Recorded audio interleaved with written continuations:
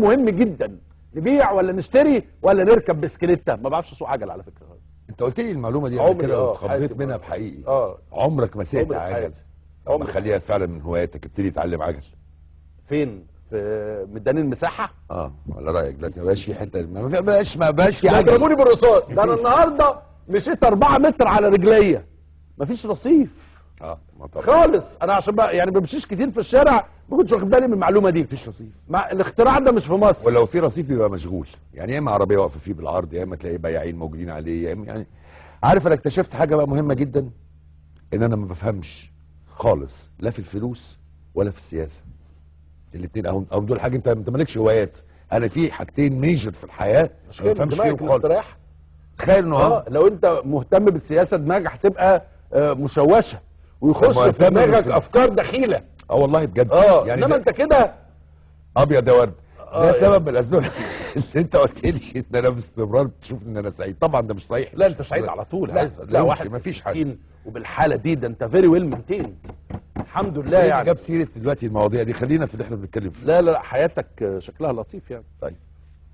طيب خلينا نقول لحضراتكم كمان النهارده عندنا في فقره الصحافه هيكون معانا الاستاذ دكتور روجر سعيد، العالم الجيولوجي، وده راجل من اهم علماء الجيولوجيا في العالم كله، راجل محترم جدا، ودي هتبقى فقره هامه جدا النهارده. القاهره اليوم ويك اند هي فقره موسيقيه فنيه، هيكون معانا الفنانه مايا نصري. مايا عندها ألبوم جديد هنحتفل بيه النهارده، هيكون معانا المطرب اليمني احمد فتحي، وهقدم هذه الفقره مع زميلي عزت ابو عوف وزميلتنا في اوربت المذيعه اللبنانيه تمار، ضيفتنا ايضا النهارده في هذه الفقره، فهتبقى قاعده لذيذه جدا في الاخر. زي ما قلت لحضراتكم الفقره القادمه هيكون فيها او اللي بعديها هيكون فيها كلام عن البورصه، نبيع ولا نشتري ولا نركب بسكليته. بص في الساعه اللي وراك حاجه؟ لا ببص على انا بيعجبني جدا الناس تبص في الساعه كده.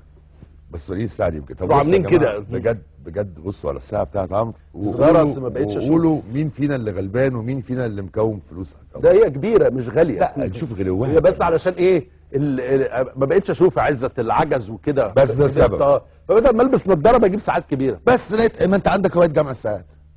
لا ما بجمع يعني عادي يعني. لكن بتحب يبقى عندك ساعات بس ما بتاخدش وقت. انا بلبس الساعه وانا نازل. عايز تضيع الوقت في احنا عايزين عندي وقت كتير فاضي. بس انا الجمهور دلوقتي هيتكلموا وهيقولوا لنا على هوايه ممكن انت والله بجد.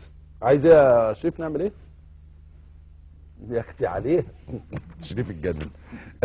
طيب النهارده الحمد لله استطاع نادي الزمالك ان يحرز المركز الخامس في الدوري. الحمد لله. يعني كان في منافسه كبيره جدا بيننا وبين عدد من النوادي في مصر، ولكن الحمد لله النهارده بفضل اقدام لاعبينا وبفضل ادارتنا الرشيده استطاع نادي الزمالك قدام نادي الاسماعيلي وحسني عبد ربه وحارس المرمى الكفء بتاعنا ان احنا النهارده نتغلب 1-0 في الاسماعيليه ونحتل المركز الخامس بلا منافس.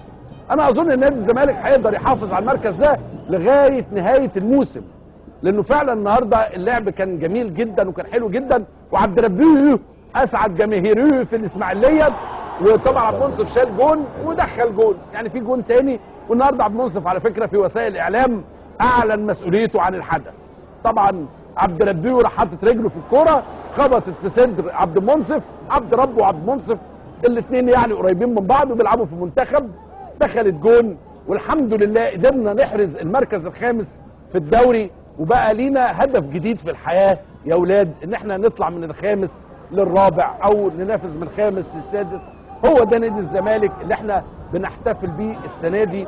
وطبعا ريجاردلس او يعني غني عن البيان ان انا اقول لحضراتكم انه الاداء بتاع الكوره بعد ما اتفرجنا على كاس الامم الافريقيه وحاجات كده، الجون اهو حاجه لطيفه جدا.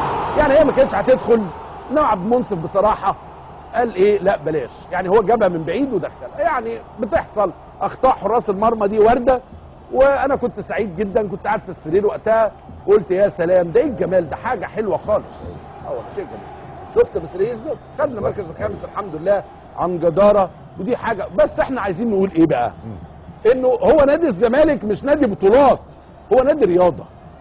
يعني مش مهم البطوله، الرياضه مكسب وهزيمه. فهو يعني نادي عشان الناس تمارس فيه الرياضه. بتحصل يا عمرو، يعني مش اخره الدنيا. مش معنى الاهلي كسب كالعاده كده الاهلي النهارده عادي يكسب يعني انا بحاول ان احنا نعزي نفسنا، هنعمل ايه؟ ما ده قدرنا، هتعمل ايه؟ يعني عادي النهارده بركات ملك الحركات راح جايب الجون بتاع النادي الاهلي عادي، هيدا عادي جدا. طبعا النهارده عماد متعب شاط في الجون 40 جون، يعني حظه غريب. انا عايز عماد متعب يروح، اكيد معمول له عمل، يعني يروح يشوف في عمل معمول في افريقيا او في حاجه لازم يتفك. صحيح من حسن حاجات غريبه جدا يعني.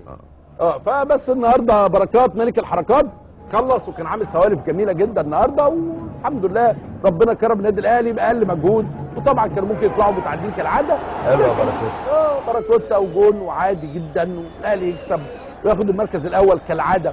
مش بقول لك انا محتاج هوايه، في ملل، عارف في كده ايه اللي هو مفيش حاجه مثيره، فالهوايه هتجدد يعني. بس ده بقى شيء عادي جدا جدا ان الاهلي يعمل كده والزمالك يعمل كده الصراحه. يعني انا ما بحبش ابدا يعني ان انا اثبط من همه او احبط حد، لكن الطبيعي المعروف يعني. لا ده بقى طبيعي بقى، لما بعد 5 6 سنين نفس القصه والسيناريو بيكرروا هم يبقى ده الطبيعي يا عم. يعني نحتل المركز الخامس بلا منافس ولا منازع، ويحتل النادي الاهلي المركز الاول، وبينه وبين اقرب منافس ليه 10 نقط. يعني بالنسبه للاهلي الدوري خلص. هارد لك. خلصت بالنسبه خلصت كده، ويعني عادي جدا برضو، مسائل كلها عاديه.